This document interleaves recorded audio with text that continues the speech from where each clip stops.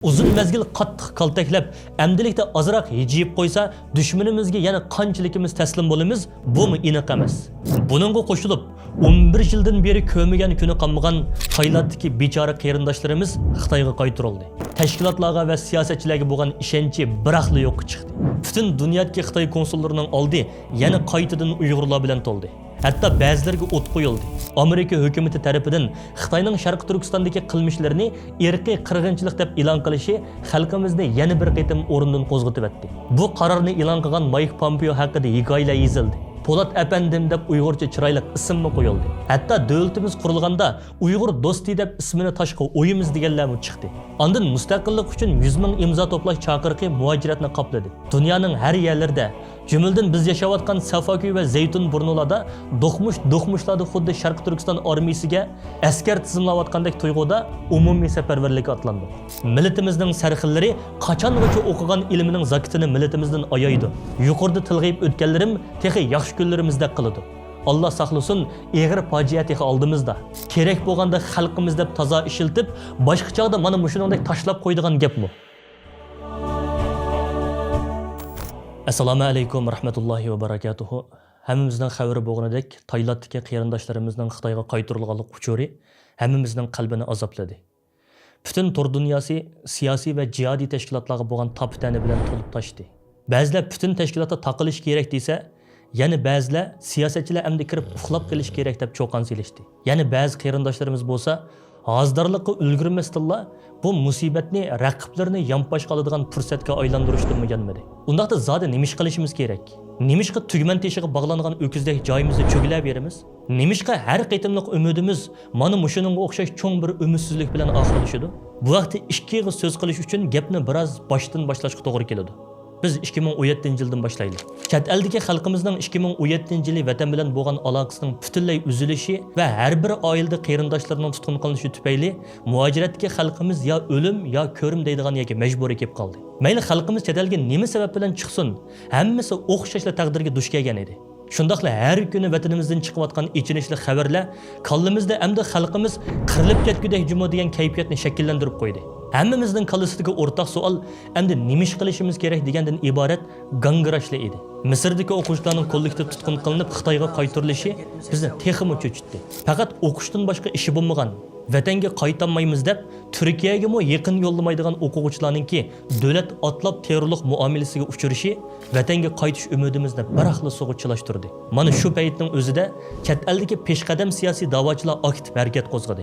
Bu sababki yangi qo'shilgan Sharq Turkistonliklarning jushqun ruhi bilan tashviqotdagi rangdorlik ikkisi qo'shilib, Tengirqosh ichidagi xalqimizga yangi chiqish yo'lidan umid beryotdi. Uning ustiga vatandagi qarindoshlarimizga bo'lgan ich og'ritish tuyg'usi vijdonimizni hech rahat qo'ymayotdi. Uyg'ur masalasining biz havas qiladigan g'arb davlatlaridagi davlat arboblarining eg'izdan chiqishi, yot millatdan birsi Uyg'urlar zulmga uchrayotdi deb qo'ysa esa deb yig'lab ketadigan qalbi zardab xalqimizga texmo cho'ng bir umid nurini parlatdi. Siyosiy tashkilotlarimizning mana bu so'zlarni olamshumul natija deb tashviq qilishi bilan bu do'lqin pallaga chiqdi.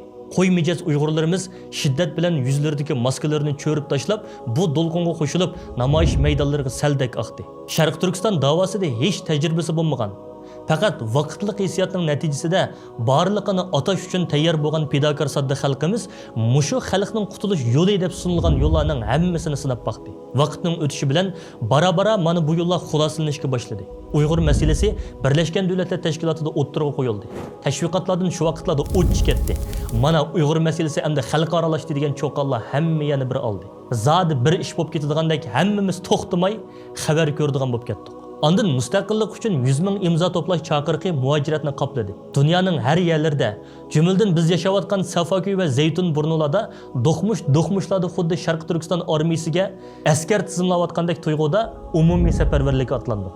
Buningmi ko'rinarlik bir natijasi chiqmaganda qilgandan keyin xalqimiz orasida yana bir jimib ketish holati shakllandi. Toza qizib chang chiqarayotgan badanimizdagi qon endi soviyotganda qiladi. Ko'zdan ayırgan Xudoyim hassidan ayırmabdi degandek yana qinimizni qizitadigan xabarlar uzilib qolmadi. Amerika hukumati tarafidan Xitoyning Sharq Turkistondagi qilmishlarini irqiy qirg'inchilik deb e'lon qilishi xalqimizni yana bir qitim o'rnidan qo'zg'atib etdi. Bu qarorni e'lon qilgan Mike Pompeo haqida hikoyalar yozildi. Polat Efendim deb Uyg'urcha chiroyli ismni qo'yildi. Hatto davlatimiz qurilganda Uyg'ur do'sti deb ismini tashqa o'yimiz deganlarmi chiqdi. Ishqilib, bechora dili suniq xalqimiz nima deb rahmat bildirishni shu vaqtning o'zida bilinmayla qoldi. Shuningga qo'shib, orqa-orqadan Kanada, Gollandiya, Fransiya qatorliq bir qancha davlatning o'xshash irqiy qirg'inchilik qarorini chiqarishi bu kayfiyatni pallaga chiqadi. Qizg'in kayfiyat xalqimiz orasida davom qilyotdi. Ammo kayfiyat yuqori pallaga chiqqan sari buning orqasidan xalqimizning kutadigan umidlarimi zo'rayib beryapti. Afsuski, mana bu ajoyib ulug'vor so'zlar faqat ekranlarda qolib qoldi. Hatto Ukraina urushi boshlanib, Uyg'ur masalasi ekranlardan o'chib qoldi. Siyosiy tashkilotlar o'xshamagan nuqtalardan chiqib turib xalqni o'z sepiga chaqirayotgan bo'lsa-mu, har xil kishilarning bunday chaqiriqlarga ko'p ovoz qo'shib ketganlikdan endi xalqning quruq gapga qo'zg'aladigan hissiyoti qolmagandek qiladi. Uyg'urcha xabarlarning ko'rilish soni shiddat bilan tuvanlashga boshladi. Namoyish maydonlariga sal bo'lib oqqan xalqimiz endi maydonlardan asta-asta yiroqlayotdi. Burunqi xalqimiz orasidagi u qizg'inlik birdilla jimib ketdi. Xalqimizni endi chaqiriq bilan maydonlarga ib chiqish tasdiq ko'rinyapti. Mana amdilikda yana bir 300 berdi. Vatanimizning G'ulji shahrida xalq tuyuqsizlik qamal qilinib, qisqa vaqt ichida ajarchilikqa aynib ketdi. Orqa-orqadan bizga yetib kelgan ichinishlik filmlarga qarab chidab turg'ili bo'lmaydi. Muhojiratda yashayotgan qalbi zardab xalqimiz buningga chidab turolmadi. Butun dunyodagi Xitoy konsullarining oldi yana qaytadan Uyg'urlar bilan to'ldi. Hatto ba'zilarga o't qo'yildi. U vaqtdagi xalqimizning g'azabini ifoda qilish xeyli qiyin edi. Kunlarning o'tishi bilan bu g'azabmi bara-bara faqat qalbimizga his tuyg'uga aylanib qoldi. Yana ba'zi qarindoshlar tarafidan necha qitimlab dog'dug'liq safarbarliklar qilindi. Hatto xalqimiz oylab uyga kirmadi. Ko'chaga chiqmagan kishilar vijdonsiz ataldi. Buning ta'sirida ba'zi kishilar uzun muddatli planlarini tashlab qo'yib, namoyishga chiqishga majbur bo'ldi. Xeyli bir narsani tushunadi deganlarmi, buningdan boshqasi bekor degili turdi. Ammo bu ishlarni besqib qoldi. Yani uzun o'tmasdilla Urumchidagi bir binoga o't ketib, necha 10 qarindishimiz va sabiy bolalar tirik kuyib kul bo'ldi. Chet eldagi xalqimizning g'azabi qaytadan toshdi. Maydonlar namoyishchilar bilan to'ldi. Xalqimiz oxirgi qitim umumiy safarbar bo'ldi. O'xshashli bu ishlarni besqib qoldi. Vaqtli hissiyat bilan qo'zg'algan g'azablar har doim sovuq suv quyilgan qozondek jimib qilaverdi. Amdilikchi, hozir ahvolimiz texmi ichinishliq. 5 fevral, 5 iyul Cumhuriyet günü degandek chaqiriqlarga hozir bizni qo'zg'atanmaydi. Odamni texmi cho'chitadigan oldingi yili vatanimizning Oqsuv qatorliq joylarida 7.5 bal yer davridi. Tavrash eg'irligi butun dunyoni zilzilaga keltirgan Turkiyadagi yer davrashdan ko'p farq qilmaydi. Ammo o'ylab baqdingizmi? Vatandagi xalqimizning beshiga kelgan bu ig'ir ofat chet eldagi xalqimiz orasida Turkiyadagi ofatchilikmi ta'sir qo'zg'ayanmadi. Hammani yo'q chiqarib, ko'chini beshiga kelgan heliqa ko'ch qahramonlarimi bu ishlarda maydonda ko'rinmaydi. Nima uchun? Chunki Xitoyning irqiy qirg'inchilik siyosati va pat-pat xalqimizning yarasiga tuz besib qo'zg'atish orqali hissiyotsizlashtirish plani natija beryapti. Irqiy qirg'inchilikqa uchirgan millatlardagi o'rtaq alayliklardan biri shuki, irqiy qirg'inchilikning davom qilishi xalqda horg'inlikni, zerikishni, hatto beparvolikni keltirib chiqaradi. Uyg'ur xalqidami bu siyosatning natijasi ro'shan ko'rinishga boshladi. Amdilikda yarasiga besilayotgan tuzlar burunqidek ta'sir qilmayotgan edi. Mana bu dushmanlarimizning uzun mezgillik planining natijasi edi. Undaq bo'lsa bizchi o'zimizning nuqtasidan xulos qilib aytadigan bo'lsak, amaliyotda dushmanimizning uzun mezgillik planini ishga oshirish uchun olgan radikal qarorlari bizga nurg'un fursatlarni yaratgan edi. Bu fursatlarning eng cho'nglaridan biri g'aflat uyqusida sherin uxlayotgan xalqimizni ma'lum darajada uyqusini etishga majbur qildi.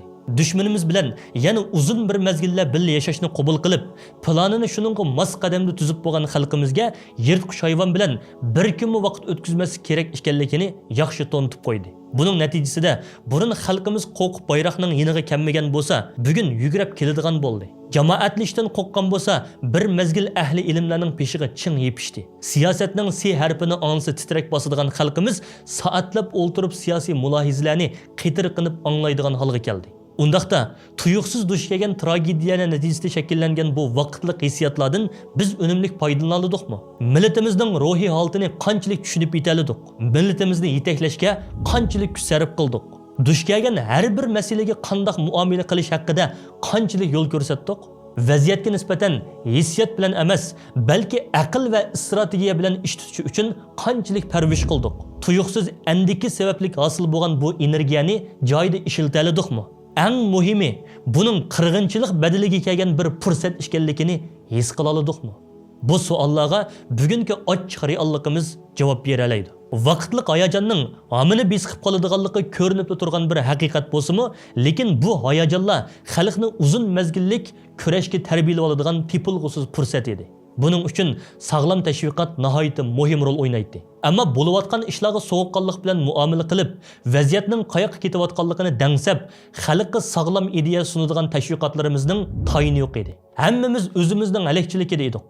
O'zimizning yasab olgan bir kishilik kichik qo'lviqi millatning manfaatidan har doim ustun turadi. Aslida zamon qo'zg'algan xalqimizning hissiyotini bozorimizda ovod qilishga o'tin qilmasdan, fursatni ching tutib, xalqimizni tarbiyalashga sarf qilgan bo'lsak, xalqimiz bilan tang qaydamda g'arq bo'lmasdan bu davoning mohiyatini asta singdirgan bo'lsak, o'z oldimizga kichik qo'lvoqlar yasashning o'rniga cho'nglarimizning orqasiga mahkam yepishib, millatning qutulishiga cho'ng kiyim yasashga otlangan bo'lsak, balki bugun natija boshqacha bo'lgan bo'ladi.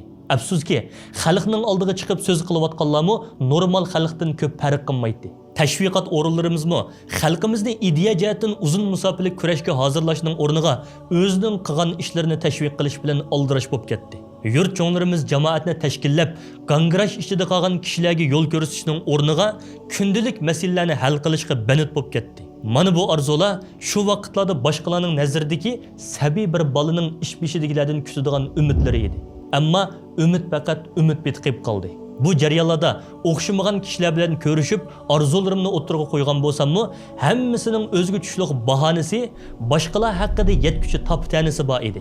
Hamma o'zining qo'lviqini bezash halakchiligida bo'lib, har qanday narsa badaliga o'zining qo'lviqini saqlab qilish tarafdori edi. Bu xohishmi o'ziga tushliq natija berdi. Beshimizni ko'tarib atrofimizga qaraydigan bo'lsak, noiti ko'rkam qo'lviqlar shakllandi. Ammo umumiy holatimiz-chi? Afsus, kundan kunga xaroblashdi. Bu qo'lvoqlarning bizga qarab kelayotgan to'pon balasining tunji do'lqiniga paylamaydiganligi bir reallik.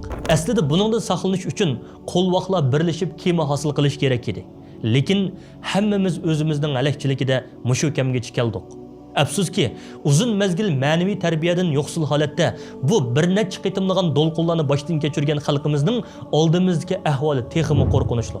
Bu vaqtda qancha odam kalla qotiryotidi, buni bilmayman. Ammo rahbarlarimiz yana davomli shu orbozlikqa, ekranlarga chiqib sapsat setishga oldirayotidi. Xatarlik tarafi meningcha endi ulug'vor shu orlar xalqimizga burunqidek ta'sir qilib ketmaydi. Qancha kishi buni anqiradi deb bunisi noma'lum. Yuqorida deb o'tganimga o'xshash, xalqimiz hamma yo'lni sinab, necha qaynab, endi qaynug'ida yerimi qolmadi. Buningga agishib, turmushning besimi, oilaning g'imi va farzand tarbiyasi boshqa narsani o'ylashga fursat bermaydigan holga kelib qo'ydi. Dunyo xarakterlik iqtisodiy chekinish hammamizni holsiratdi. Bechora xalqimizning endi boshqa ishlarga bekmi vaqt chiqmaydigandek qiladi. Hozirgi umumiy kayfiyatimizga qarasaqlar, buning natijasini ko'rib olaymiz. Hozir bir necha yil avvalgi kayfiyatdan asarmi ko'rinmaydi. Uzoq o'tmasdilla bu deganlarimni texmi yaxshi tushunib qilishingiz mumkin. Hamma kishi xotirjam joylarda jimjit yashag'isi keladigan ahvolga tushib qoldi. Kollektiv holatda qutulishdan umidini uzib, yolg'iz yegona holatda bo'lsa-mu jinini ep qochishni tanlab bo'ldi. Yana qachongacha xalqimiz mushundaq o'z holiga tashlab qo'yiladi. Millatimizning sarxillari qachongacha o'qigan ilmining zakitini millatimizdan ayaydi. Oldimizda og'ir fojialar bizni kutib tursa-mu, yana qachongacha hech kishi ovozini chiqarmaydi. Kerak bo'lganda xalqimiz deb toza ishiltib, boshqa chog'da mana mushuningdek tashlab qo'ydigan gapmi? Yuqorida tilg'ayib o'tganlarim texi yaxshi kunlarimizda qiladi. Allah saqlasin, og'ir fojia texi oldimizda. Hammamizning xabari bo'lganidek, vatanning yo'llari ancha-muncha echilishga boshladi. Vatandan chiqibdi, vatanga kirib ketibdi degan gaplar orlab quloqimizga kirib kelyotdi. O'rta Osiyoda vatan bilan bo'lgan tijorat qaytadan shakllanyapti. Agar bu vaziyat texmi taraqqiy qilsa, bizga qanday ta'sirlanib kelar? Hozirdan boshlab ekranga sal boldir chiqib qoldikmi nima? Namoyishlarga chiqmay turadigan ish ekan degan gap so'zlarni anglab kelyapmiz. Bara namoyishga chiqib qolgandan pushaymon qiladigan, vatan bilan aloqa qilolmaganini, boshqalarga o'xshash pul chiqarib xashlayolmaganligini, hatto vatanga qaytanmaganligini sapning oldidagi mana shu o'lima ziyolilar va tashkilotchi siyosatchilardan ko'radigan bir turkum kishilar borliqqa kelsa, texi ko'radigan kunimiz bodaq qiladi. Bularning ichidan qiyosh psixikasi bilan Xitoyga roziligi bilan ishlashni talab qiladigan nechisi chiqadi texi bunisi noma'lum. Davoning holiga Xudoyimga omonat. uzun mezgil qattiq kaltaklab, amdilikda azroq hijiyib qo'ysa, dushmanimizga yana qanchalikimiz taslim bo'lamiz, bu aniq emas. Ammo bundan keyin vatanga kirib chiqishning ko'paydiganligi, vatan bilan bo'lgan aloqaning qo'yiqlashadiganligi, da'voning suyuqlashadiganligi biz to'sib qololmaydigan bir reallik. Buningga qo'shilib, 11 yildan beri ko'migan kuni qolmagan Taylanddagi bechora qarindoshlarimiz Xitoyga qaytarildi. Buninglik bilan xalqimizning eng oxirgi umidimiz sug'uchilashdi. Tashkilotlarga va siyosatchilarga bo'lgan ishonchi biroqli yo'qqa chiqdi.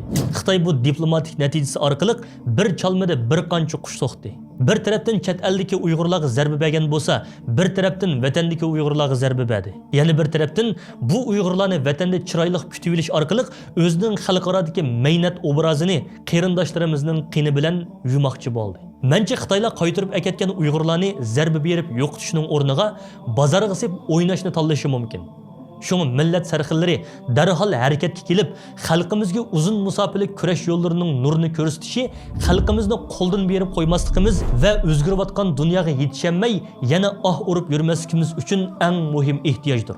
Ko'z oldimizga ochiq fojialardan chiqqan yuqoridagi xavfli savollar, shundaqla dush kelish oldida turgan xatarlik realligimiz meni bu vaqtda o'ylaganlarimni siz bilan o'rtoqlashga majbur qildi.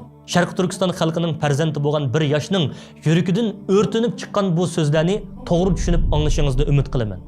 Sizning bu vaqtda o'ylaganingizni bo'lsa, Inkas rayonida kutaman. Siz bilan Hidoyat Musajon.